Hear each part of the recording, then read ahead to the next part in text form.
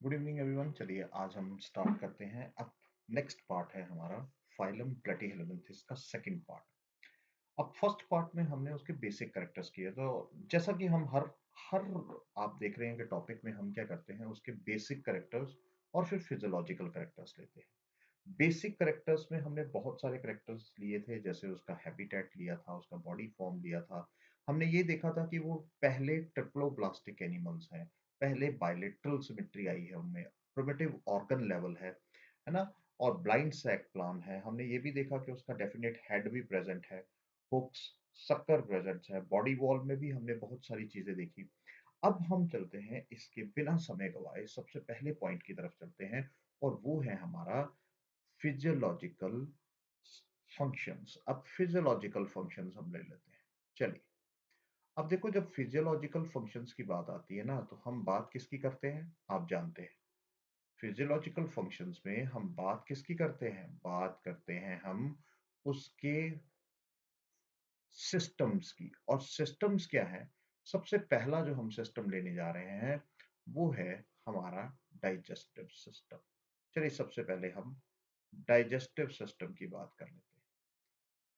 देखिए, जब हम फाइलम प्लेटीहेलमिन्थेस के डाइजेस्टिव सिस्टम की बात करते हैं ना, तो यहाँ पर हम ये देखते हैं कि इनका डाइजेस्टिव सिस्टम जो है वो इनकम्प्लीट है।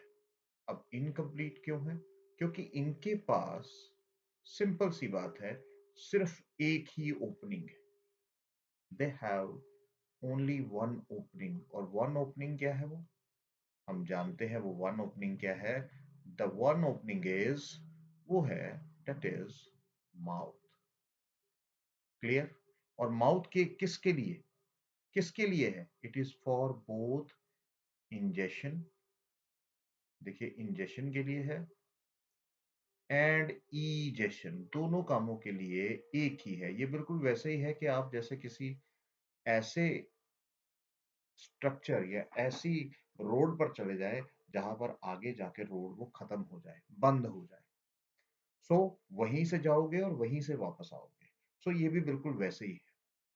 अब देखो यहाँ पर, अगर हम इसका अगर हम इसका क्या देखें, हम इसका बॉडी प्लान देखें, तो बॉडी प्लान किस तरह का है, इनका है हमारा, सिंपल सी बात है, they have blind sack plan, है ना।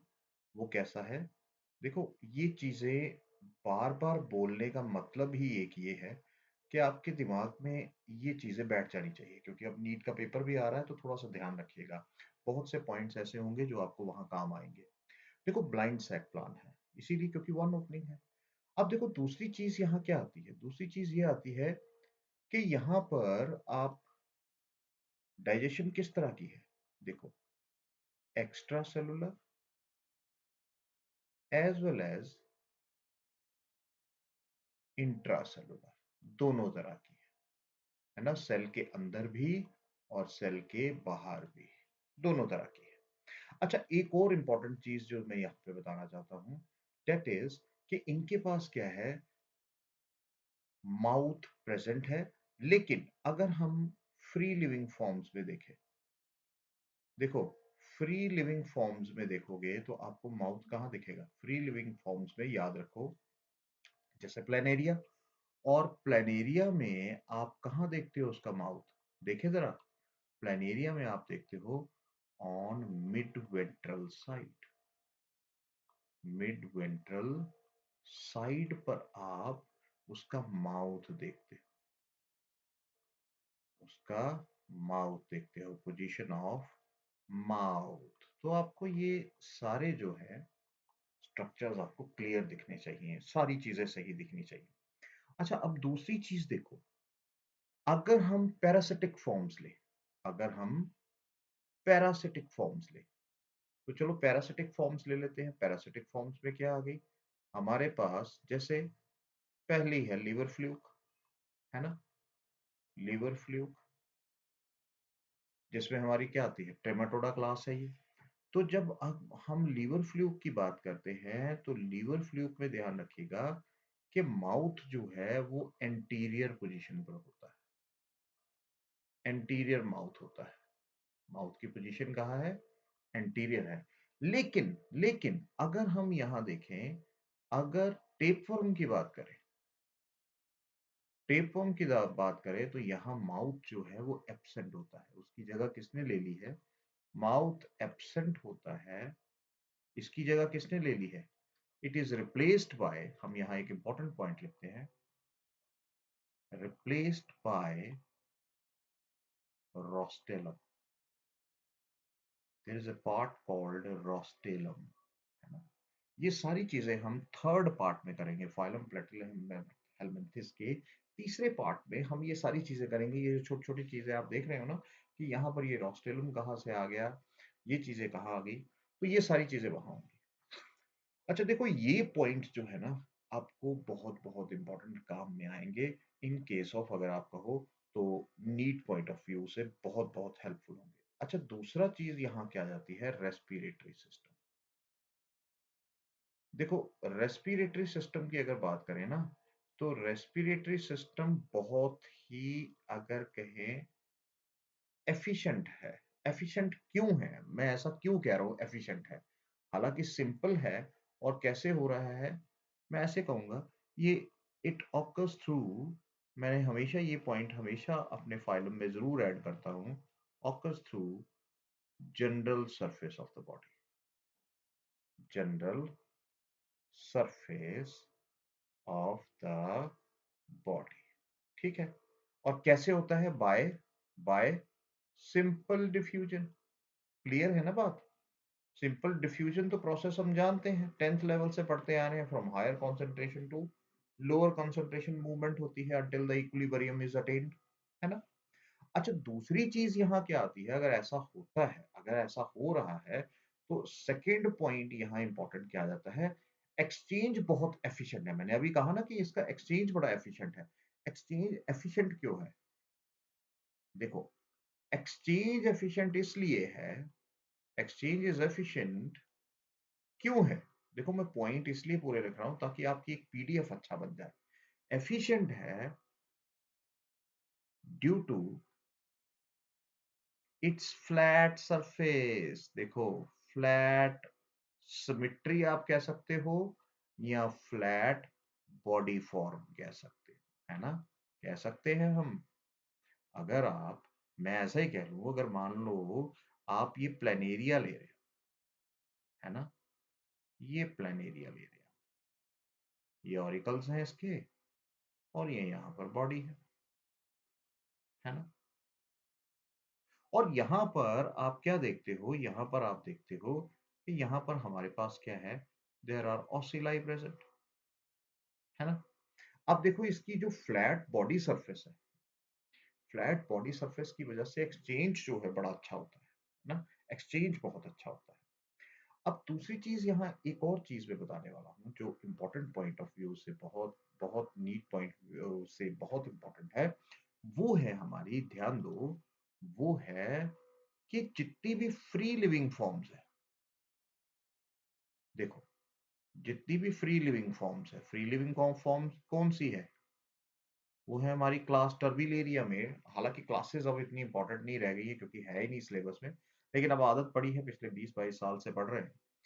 सो प्लेनेरिया, देखो, अगर हम प्लेनेरिया की बात करें, free living forms like planaria की बात करें, तो प्लेनेरिया में आप क्या देखोगे? देखो, प्लेनेरिया में आप देखोगे, it is aerobic in nature, the respiration is aerobic in nature. लेकिन अगर आप पैरासिटिक फॉर्म्स लेते हो, अगर आप पैरासिटिक फॉर्म्स लेते हो, टर्बिलेरिया और सिस्टोडा क्लास लेते हो, तो पैरासिटिक फॉर्म में कैसी है? देखो, ध्यान दो, पैरासिटिक फॉर्म्स में कैसी है? पैरासिटिक फॉर्म्स में आपको क्या दिखेगा? लाइक, मैम कह लेता हूँ, लिवर फ्लूक ही ले लेते हैं, या टेप वर्म भी ले सकते हैं, क्योंकि सिस्टोडा में टेप वर्म भी आता है ना? सेजिनेटा भी आता है टेप वर्म में। ये तीसरे पार्ट में हम सारी चीजें करेंगे, कुछ इंपॉर्टेंट पॉइंट्स के बारे में पढ़ेंगे। यहाँ हमारे पास क्या है? एनारोबिक रेस्पिरेशन होती है। देखो, ध्यान दो, अब इसका मतलब ये हुआ, अब इसका मतलब ये हुआ कि यहाँ पर आपको दो तरह की रेस्पिरेशन दिख रही है, एरोबिक भी और एनारोबिक भी। अब शायद आपको ये पॉइंट अच्छे तरीके से याद हो जाए। अच्छे तरीके से याद हो जाएगा, है ना? होना भी चाहिए। तो इसका मतलब है कि रेस्पिरेशन एरोबिक भी होती है और एनारोबिक भी होती है। अब हमें पता लग गया कि क्यों होती है ना? किस-किस में कैसी होती है, तो अगर क्वेश्चन आता है तो क्या नीट में गलत होगा? बिल्कुल नहीं होगा, है ना? बिल्कुल नहीं होगा। चलिए अब हम तीसरा पॉइंट ले लेते हैं, द थर्ड फिजियोलॉजिकल सिस्टम ले लेते हैं, दैट इज सर्कुलेटरी सिस्टम, है ना? सर्कुलेटरी सिस्टम की बात करते हैं। देखो जब हम सर्कुलेटरी सिस्टम की बात करता हूं ना मैं, तो यहाँ पर अब ऐसा तो अगर हम कहें तो एक तरह से यहाँ पर एब्सेंट ही है, लेकिन सर्कुलेशन तो होती है, सर्कुलेशन तो होती है। तो सर्कुलेशन किसके थ्रू होती है? देखो सर्कुलेशन तो होगी लेकिन किसके थ्रू होगी? सर्कुलेशन ऑकर्स थ्रू थ्रू देखो कैसे हो रही है, through highly branched highly branched gastrovascular cavities. देखो जो इसकी गैस्ट्रोवेस्कुलर कैविटीज है, गैस्ट्रोवेस्कुलर कैविटीज है, उसके थ्रू क्या हो रहा है, सारी सर्कुलेशन होती है। और ये जो जब गैस्ट्रोवेस्कुलर कैविटीज से अगर सर्कुलेशन हो रही है तो किसकी हो रही है, किसके लिए? Through highly branch gastrovascular cavities to transport, क्या ट्रांसपोर्ट करने के लिए? टू ट्रांसपोर्ट, देखो क्या ट्रांसपोर्ट करेंगे हम ट्रांसपोर्ट करेंगे न्यूट्रिएंट्स, है ना? न्यूट्रिएंट्स को ट्रांसपोर्ट करेंगे। हम क्या ट्रांसपोर्ट करेंगे? द गैसेस लाइक ऑक्सीजन, है ना? Gases like oxygen and even excretory waste को भी हम ट्रांसपोर्ट करते हैं। तो ये प्लेटीहेलमिन्थेस का सिस्टम ही ऐसा है कि ये इस तरह के काम बहुत प्रॉपरली सर्कुलेशन से कर लेता है और गैस्ट्रोवेस्कुलर कैविटीज जो है वो सारा काम करती है। चलिए अब फोर्थ पॉइंट पर हम बढ़ जाते हैं और वो है एक्सक्रीटरी सिस्टम।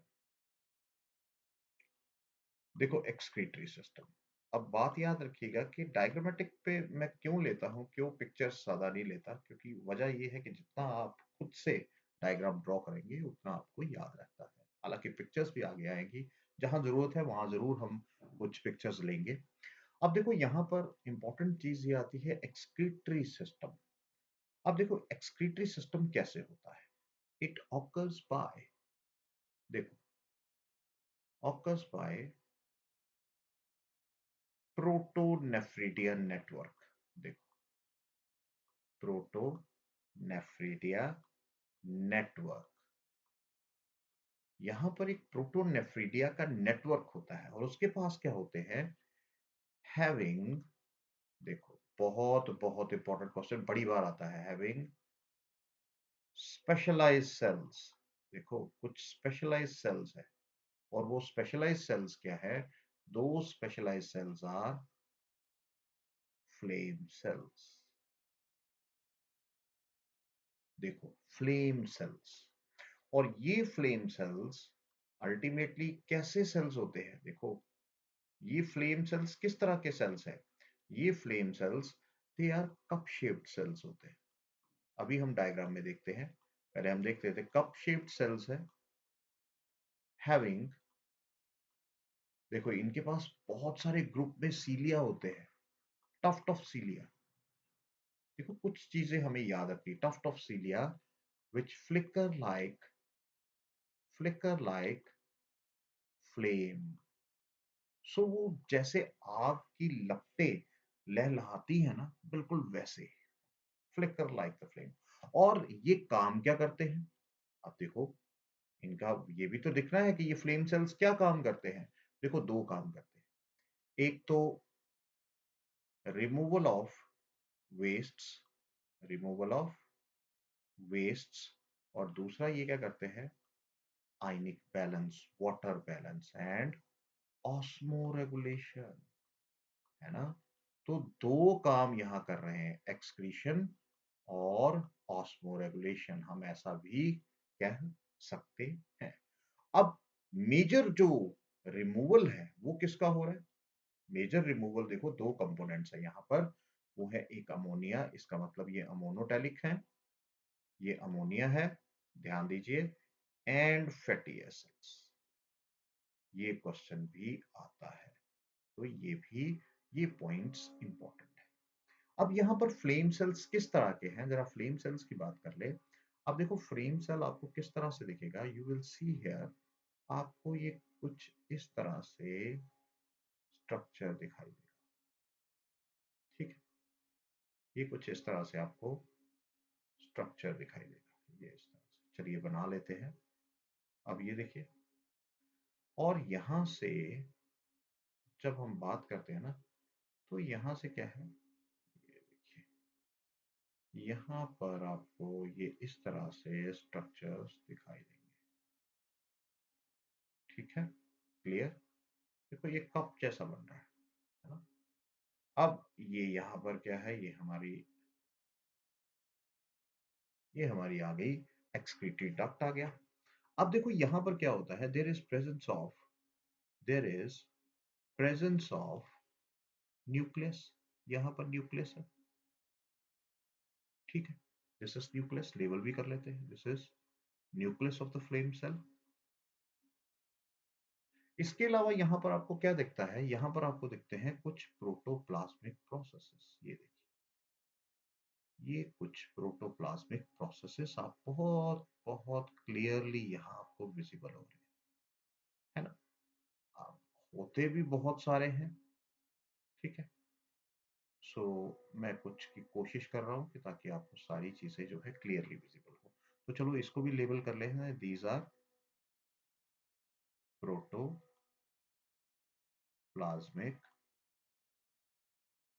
प्रोसेसेस। क्लियर बेटा, सभी को क्लियर होना चाहिए, बहुत ध्यान से लेक्चर की तरफ देखिए। अब उसके बाद आपको क्या दिख रहा है, यहाँ पर आपको दिख रही हैं कुछ इस तरह से, कुछ इस तरह से आपको बेसल ग्रेन्यूल्स दिखाई देंगे। ये बेसल ग्रेन्यूल्स आपको यहाँ पर दिखाई दे रहे हैं। अब इन्हीं बेसल ग्रेन्यूल से क्या निकलते हैं, इन्हीं बेसल ग्रेन्यूल से आप देखोगे कि कुछ इस तरह से फ्लिकरिंग, ये देखो सीलिया निकल रहे हैं, ये सीलिया निकल रहे हैं, देख रहे हो आप। तो ये जो है ऐसे लग रहा है जैसे फ्लिकर लाइक द फ्लेम, और ये क्या है, these are cilia, tuft of cilia. और यहाँ ऊपर ब्लैक में क्या था, हमने कहा कि ये है बेसल ग्रेन्यूल्स। तो देखो ये जो स्ट्रक्चर आपको यहाँ दिखाई दे रहा है, ये जो आपको स्ट्रक्चर दिखाई दे रहा है, ये किसका स्ट्रक्चर है, फ्लेम सेल का। दिस इज फ्लेम सेल, यही वजह है। और ये है हमारा एक्सक्रीटरी डक्ट, यहाँ से फिर अल्टीमेटली बाहर एक्सक्रीटरी पोर से होता हुआ वेस्ट बाहर निकल जाएगा। अब नेचुरली एक्सक्रीटरी सिस्टम के बाद हमारे पास आ जाता है नेक्स्ट पार्ट, क्या है नेक्स्ट पार्ट, हमारे पास आ जाता है, इट इज सेंसरी सिस्टम। चलो सेंसरी सिस्टम की बात करते हैं, है ना, सेंसरी सिस्टम की बात करते हैं। देखो जब सेंसरी सिस्टम की हम बात करते हैं तो ये सिंपल है, लेकिन लेकिन वेल ऑर्गेनाइज्ड है।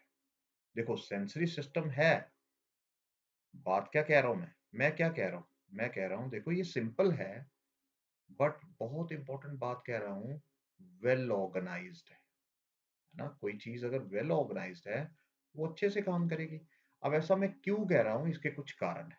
इसके क्या कारण है, इसके पास देखो, इसके पास बहुत अलग अलग तरह के रिसेप्टर्स प्रेजेंट हैं, अलग अलग तरह के सेंसरी स्ट्रक्चर्स प्रेजेंट हैं। अब वो सेंसरी स्ट्रक्चर्स हमारे लिए इतने इंपॉर्टेंट नहीं काम करते, जैसे ऑरिकल्स होते हैं, ऑसिलाई होते हैं, देयर आर सिलियरी पिट्स होते हैं, सिलिएटेड पिट्स होते हैं, लेकिन हम उनके नाम नहीं लेंगे, हम सीधा रिसेप्टर्स की बात करते हैं कि यहाँ पर क्या क्या रिसेप्टर्स होते हैं।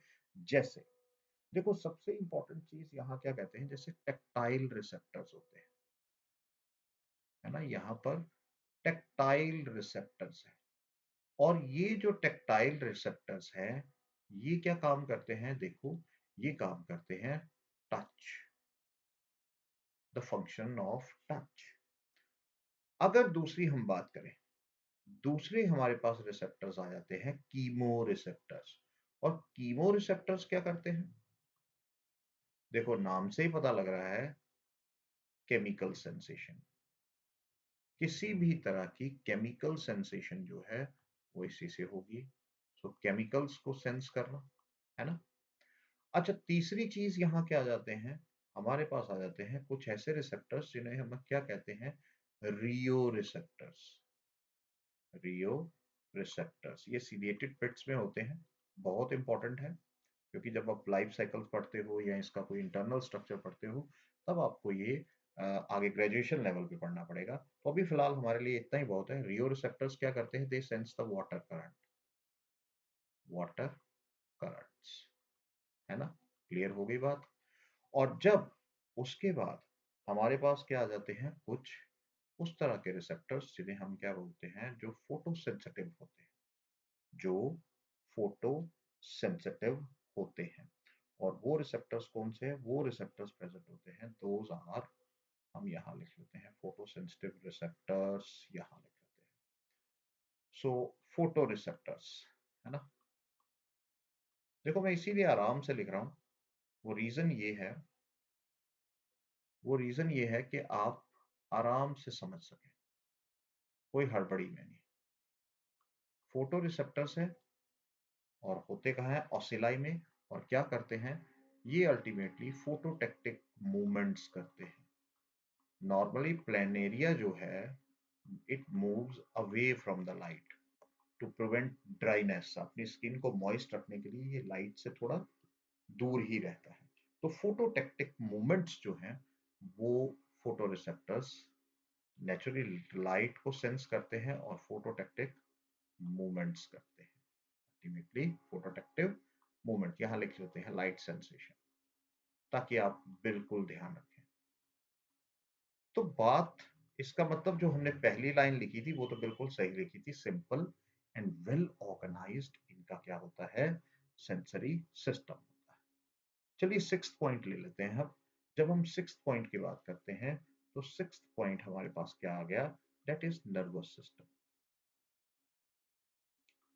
अब देखो हम नॉर्मली क्या पढ़ते हैं, आप नॉर्मली यहाँ ये पढ़ते हैं कि यहाँ देखिए जी, इसका जो नर्वस सिस्टम है वो कैसा है, लेडर लाइक है ना। लेडर लाइक है, तो क्यों है, वो इस वजह से है, हम यहाँ थोड़ा सा और आगे बढ़ते हैं। वो इस वजह से है क्योंकि इसके पास क्या है, एंटीरियर सेरिब्रल गैंग्लिया है, जो बेसिकली प्रिमिटिव ब्रेन की तरह काम करता है ना। एक पेयर है, गैंग्लिया है। उसके बाद क्या है, having two longitudinal nerve cords. देखो इसके पास क्या है, दो लॉन्गिट्यूडनल नर्व कॉर्ड्स है,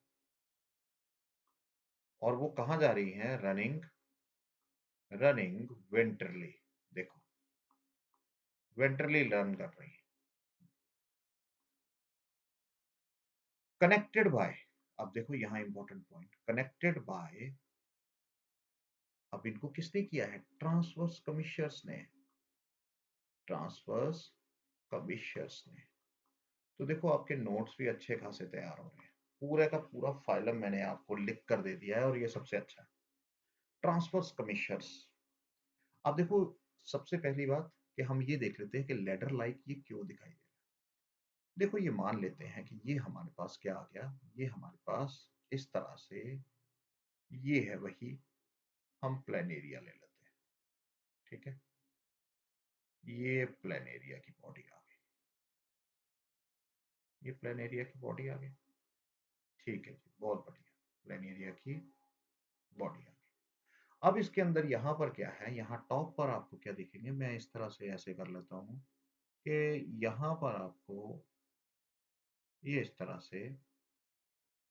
से कुछ गैंग्लिया जैसे दिखेंगे। तो चलो इनको हम डार्क भी कर लेते हैं ताकि थोड़ा सा ये हो जाए, है ना, ये डार्क हो जाए, डार्क कर देते हैं, ये हमारे पास गैंग्लिया जैसे हमने बना दिए। ठीक है, बन गए। दूसरी चीज यहाँ पर क्या है, ये देखो गैंग्लिया यहाँ पर, जो कि हम इनको लेबल भी कर लेंगे साथ साथ, ताकि बाद में हमें कोई प्रॉब्लम ना हो। ठीक है, और इसके साथ साथ यहाँ पर क्या है, देखो यहाँ पर हमारे कुछ इस तरह से यहाँ पर डेंड्रॉन जैसे एक्सटेंशंस दिखाई दे रही है ना। ये एक्सटेंशंस आगे पूरे जा रहे हैं नर्व सेल्स के।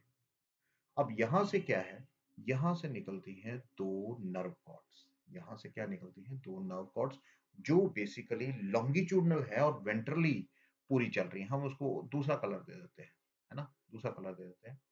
ये नीचे जा रही है, ये हमारे पास दो लॉन्गिट्यूडनल नर्व कॉर्ड्स जा रही है। एक डायग्राम, ताकि आपको समझ आ जाए कि लेटर लाइक क्यों। ठीक है, और इसके बीच में एक और चीज याद रखिएगा कि यहाँ पर क्या है, पोलराइज्ड नर्व सेल्स होते हैं। अब पोलराइज्ड नर्व सेल्स की मतलब क्या है, मैंने लास्ट लेक्चर में भी कहा था कि जहां पर where this differentiation of axon and dendron, axon और डेंड्रॉन क्लियरली विजिबल हो और डिफरेंशिएशन हो। अब दूसरी चीज ये आ जाती है, अब देखो ये हमारे पास क्या आ गई, लॉन्गिट्यूडनल नर्व कॉर्ड्स आ गई। इसको हम ले लेते हैं और दे आर कनेक्टेड बाय, ये देखिए, ट्रांसवर्स कर्वेचर्स। अब ये क्या बन रही है, it is appearing like a ladder like nervous system. इसीलिए हम इसको लैडर लाइक नर्वस सिस्टम कहते हैं कि नहीं। तो चलो इसको लेबल कर लेते हैं। लेबल कैसे करें, सबसे पहले यहाँ पर हमारे पास क्या आ गया, द सेरिब्रल गैंग्लिया। अब आपको याद रखना चाहिए, देखो ये सारा पीडीएफ आपको डिस्क्रिप्शन बॉक्स में मिल जाएगा। यहाँ कोई वो नहीं है कि यहाँ नहीं मिलेगा, पूरा मिल जाएगा आपको। आप वहां जाइए, डाउनलोड कीजिए, आराम से प्रिंट आउट निकालिए और पढ़ लीजिए। ये लॉन्गिट्यूडनल नर्व कॉर्ड्स हैं। और अगर आपको कोई भी डाउट होता है तो आप जरूर पूछिए, कमेंट बॉक्स में जरूर दीजिए, जरूर। और यहाँ पर इसके साथ साथ ये ट्रांसवर्स कर्वेचर्स हैं। ये हमारे क्या है, ट्रांसवर्स कर्वेचर्स हैं, जो बेसिकली इनका काम क्या होता है। देखिए, कर्वेचर्स का काम कॉर्डेट्स और नॉन कॉर्डेट्स में अलग अलग होता है। अभी तो हम नॉन कॉर्डेट्स यानी इन्वर्टिब्रेट्स की बात कर रहे हैं, तो कर्वेचर्स का हम कहेंगे which connects the similar ganglia. हम ऐसा कहेंगे, कर्वेचर्स क्या होते हैं, जो एक जैसे गैंग्लिया को कनेक्ट करते हैं। तो ये एक जैसी नर्व कॉर्ड्स हैं। ठीक है, एक जैसे गैंग्लिया है, इनको कनेक्ट कर रहे हैं और अल्टीमेटली क्या बना रहे हैं, लेटर लाइक नर्वस सिस्टम बना रहे हैं। और आई होप आपको सारी चीजें समझ आ रही होंगी अच्छे तरीके से, बहुत आराम से हम कर रहे हैं। अब इसके बाद हमारा 7th पॉइंट आ जाता है, रिप्रोडक्शन। चलिए, फाइनल पॉइंट, रिप्रोडक्शन की बात कर लेते हैं। देखो, जब रिप्रोडक्शन की बात करते हैं ना, तो यहाँ पर रिप्रोडक्शन हमारे पास क्या है, दो तरह की है। एक तो हमारे पास आ जाती है एसेक्सुअल रिप्रोडक्शन। और जब हम एसेक्सुअल रिप्रोडक्शन की बात करते हैं ना, तो यहाँ पर कहानी बड़ी साफ साफ है। वो साफ साफ क्या है कि एसेक्सुअल रिप्रोडक्शन में आपको क्या दिखेगा, मेजरली ट्रांसवर्स बाइंड्री फिशन दिखेगी। ट्रांसवर्स बाइंड्री फिशन सबसे ज्यादा कॉमन है, सबसे ज्यादा कॉमन है। ऐसा मैं क्यों कह रहा हूं, ऐसा मैं इसलिए कह रहा हूं क्योंकि यहां पर अगर आप किसी भी, मान लो ये फिर से वही बात आ गई, ये हमने ले लिया एक प्लेनेरिया, और अगर इसके अंदर ट्रांसवर्स बाइंड्री फिशन होगी, तो इसकी बॉडी के अंदर देखो किस तरह से ट्रांसवर्स बाइंड्री फिशन होगी। यहां से construction appears in the body, इसकी बॉडी में यहाँ पर कंस्ट्रक्शन अपीयर होगी। और ये जो कंस्ट्रक्शन है, देखो ये जो कंस्ट्रक्शन आपको दिख रही है, ये अल्टीमेटली क्या होगी, टूटेगी। This is transverse binary fission. और यहाँ पर क्या बनेगा, जो नीचे वाला पार्ट जो टूटा था, that will gets appeared, ये दोबारा से बन जाएगा। डॉटर हमारे पास क्या आ जाएंगे, इस तरह से हमारे पास डॉटर, अगर आप देखो तो, और प्लेनेरिया हमारे पास अपीयर हो जाएंगे। प्लेनेरिया हमारे पास, ये देखो, ये अपीयर हो गए, ये अपीयर हो गए, ये देखो।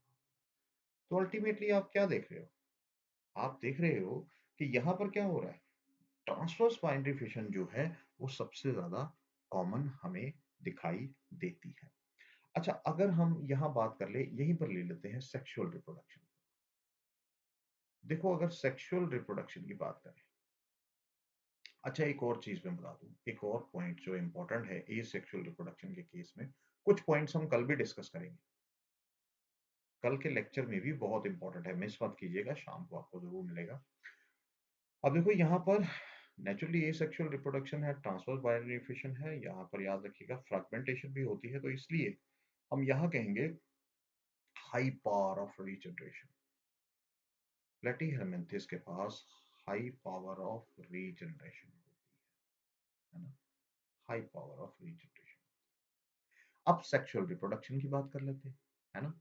सेक्सुअल रिप्रोडक्शन में हम क्या देखते हैं, सिंपल सी बात है कि यहाँ पर हम एक पॉइंट लेते हैं और वो क्या है, वो है दे आर मोनोएशियस।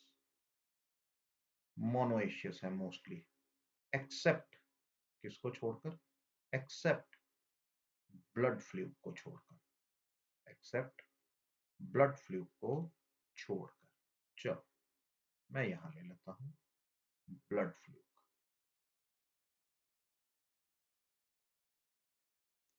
ठीक है, ब्लड फ्लूइड को ले लेते हैं, ठहरो एक मिनट इरेज कर ले। नाउ ब्लड फ्लूइड, जिसको हम सिस्टोस्टोमा भी बोलते हैं या शिशोस्टोमा भी बोलते हैं, अलग अलग प्रोनाउंसिएशन है। ब्लड फ्लूइड की बात करते हैं तो ये डायशियस है, बाकी सारे मोनोएशियस हैं। अच्छा, उसके बाद यहाँ पर एक और चीज हम बात करते हैं, अगर मोनोएशियस हैं तो यहाँ पर गोनैड्स जो होंगे वो विद गोनोडक्ट्स होंगे, उनके डक्ट्स होंगे, ठीक है, गोनैड्स विद डक्ट्स होंगे, जिनको हम गोनोडक्ट्स कहेंगे। अच्छा, दूसरी चीज यहाँ पर आप क्या देखोगे, यहाँ पर देखोगे कि यहाँ पर हालांकि होनी तो मोनोएशिया तो सेल्फ फर्टिलाइजेशन होनी चाहिए, लेकिन क्रॉस फर्टिलाइजेशन ज्यादा प्रोमिनेंट है, cross fertilization is prominent, is prominent. बात क्लियर समझ आ गई, देखो ये चीजें याद रखिए। अच्छा, उसके बाद यहाँ क्या है, फर्टिलाइजेशन कैसी है, तो देखो फर्टिलाइजेशन कैसी है, फर्टिलाइजेशन इज क्या होगी, बताइए बताइए बताइए बताइए, इट इज इंटरनल, ये इंटरनल है, क्लियर।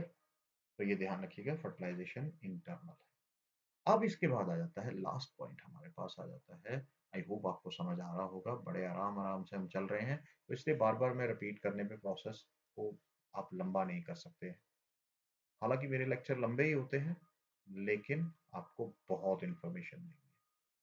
हमने भी उन्हीं टीचरों से सीखा है, जो बहुत से टीचर हैं जो बहुत अच्छा पढ़ाते हैं, तो हम भी उन्हीं से सीख रहे हैं।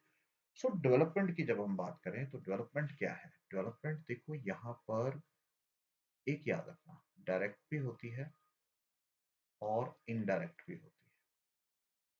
अब डायरेक्ट किस में है और इनडायरेक्ट किस में है, डायरेक्ट तो हम जानते हैं कि जहां पर किसी तरह का कोई लार्वल फॉर्म नहीं होगी, तो ये क्या होंगे, they are free living forms. देखिए यहाँ पर फ्री लिविंग फॉर्म्स जो हैं, और फ्री लिविंग फॉर्म्स में आपकी कौन सी आ जाती है, अगर आप देखो तो फ्री लिविंग फॉर्म में आपके आ जाता है प्लेनेरिया, है ना, क्लास्टरबिलेरिया, ये बहुत अच्छी एग्जांपल है। और अगर हम इनडायरेक्ट की करें, जहां पर लार्वल फॉर्म होती है, तो यहाँ आपकी पैरासिटिक फॉर्म्स आ जाती है ना। और पैरासिटिक फॉर्म्स में आपके क्या आ जाते हैं, अगर आप पैरासिटिक फॉर्म्स की बात करें तो यहाँ पर आपको ट्रेमाटोडा और सिस्टोडा, अब आदत पड़ गई है, लेकिन ध्यान रखिए आपको क्लासेस के ऊपर ध्यान नहीं देना है, लेकिन ऑर्गेनिज्म के ऊपर ध्यान देना है। जैसे लीवर फ्लूक, है ना, इसमें बहुत सारी लार्वल फॉर्म्स आती हैं। टेपवर्म, यहाँ भी एक ब्लैडर वर्म जिसे हम बोलते हैं, एक लार्वल फॉर्म आती है, टेपवर्म। तो ध्यान रखिएगा, ये इंपॉर्टेंट पॉइंट्स हैं, ये क्या है हमारे इंपॉर्टेंट पॉइंट्स हैं, तो ये थोड़ा सा ध्यान रखिएगा कि यहाँ पर आपको अलग अलग लार्वल फॉर्म्स भी आती हैं जिसकी हम आगे कल लेक्चर में बात करेंगे। थोड़ा सा एक्स्ट्रा आपको नॉलेज होनी ही चाहिए हमेशा। एग्जाम में 10% थोड़ा सा बाहर से पढ़ के जाइए। ये तो हमारा जितना भी हमने पढ़ा ये सारा एनसीईआरटी। तो ये this completes your all the points. बहुत हमने अच्छे तरीके से किया है, बहुत अच्छे तरीके से किया है। I hope you like the lecture. So do share, like, and subscribe. Thank you. Thank you very much.